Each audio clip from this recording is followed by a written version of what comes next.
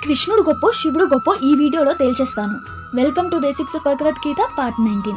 మనకి ఉన్న చిన్న బ్రెయిన్తో, దానికి ఉన్న ఆలోచన శక్తితో దేవుడిని పూర్తిగా అర్థం చేసుకోవడం చాలా కష్టం.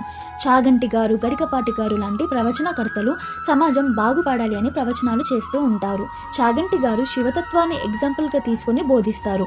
గరికపాటి గారు తన ఇష్ట దైవాన్ని ఆధారంగా తీసుకుని ప్రవచనాలు చేస్తారు. ఇక నా విషయానికి వస్తే నేను కృష్ణ భక్తురాలిని. నేను కృష్ణతత్వాన్ని గురించి చెప్తాను. భగవద్గీత మరియు భాగవతంలో ఏం ఉందో అదే మీకు అర్థమయ్యే విధంగా ఎక్స్ప్లెయిన్ చేస్తున్నాను. భక్తి ద్వారా మోక్షం పొందడానికి చాలా మార్గాలు ఉంటాయి. నేను కృష్ణుని అనుసరిస్తాను, ఇంకొకరు శివుడిని అనుసరిస్తారు, ఇంకొకరు దేవీ దేవతలను, వినాయకుని పూజిస్తారు. ఇలా ప్రతి ఒక్కరూ తన నమ్మకం మరియు భావాన్ని బట్టి తన మార్గాన్ని ఎంచుకుంటారు. కృష్ణుడైనా, శివుడైనా, దేవి దేవతలైనా ఎవరైనా సరే వారి మార్గాలు వేరువేరుగా ఉండవచ్చు, కానీ గమ్యం మాత్రం ఒక్కటే. అక్కడే సనాతన ధర్మం యొక్క గొప్పతనం ఉంటుంది. ఈయనే దేవుడు, ఈ దేవుణ్ణే ఫాలో అవ్వాలి, ఫాలో అవ్వకపోతే నరకానికి వెళ్తావు, ఇవి అన్నీ మన సనాతన ధర్మం ఎప్పుడూ చెప్పలేదు.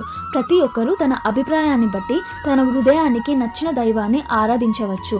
ఎక్కడ కూడా ఈ దేవుడే గొప్ప, ఆ దేవుడే గొప్ప అని ఏ పురాణాల్లో కానీ ఏ శాస్త్రాల్లో కానీ రాయలేదు, ఉండవు కూడా. సమస్య దేవతలతో కాదు, మనం వాటిని అర్థం చేసుకునే విధానంలో ఉంటుంది. ఎలా అయితే మనం నీ హీరో గొప్ప, నా హీరో గొప్ప అని అనుకుంటామో, అదే మైండ్ సెట్తో నీ దేవుడు గొప్ప, నా దేవుడు గొప్ప అని అనుకుంటున్నాం. కానీ అది కరెక్ట్ కాదు. శివుడు, బ్రహ్మ, విష్ణువు ఎవరు, వారి తత్వం ఏంటి అని ఆలోచించే దృష్టి ఒకలా ఉంటుంది. వీరందరిలో ఎవరు గొప్ప అని అహంకార ఆలోచన మరియు పోల్చడం మరొకలా ఉంటుంది. కానీ మన దృష్టి రెండవ దాని మీద కాకుండా వాళ్ళు బోధించే తత్వం మీద ఉండాలి. వీరందరిలో ఎవరు గొప్ప, ఎవరు ఫస్ట్, ఎవరు సెకండ్, ఎవరు థర్డ్ అని కాదు. వీళ్ళందరూ ఏం చెప్తున్నారు, ఏ తత్వాన్ని బోధిస్తున్నారు, ఆ బోధ మన జీవితానికి ఎలా ఉపయోగపడుతుంది అని ఆలోచించండి. అప్పుడే వారి సందేశం యొక్క నిజమైన అర్థం మీకు తెలుస్తుంది. కృష్ణుని ఆరాధించిన, శివుణ్ణి పూజించిన, అమ్మవారిని కొలిచినా సరే వారు బోధించే తత్వాన్ని మాత్రమే తెలుసుకోవడానికి ప్రయత్నించండి. విష్ణుమూర్తి గురించి, బ్రహ్మ గురించి, శివుని గురించి కూడా శాస్త్రాల ఆధారంగా ముందు ముందు క్లియర్గా చెప్తాను.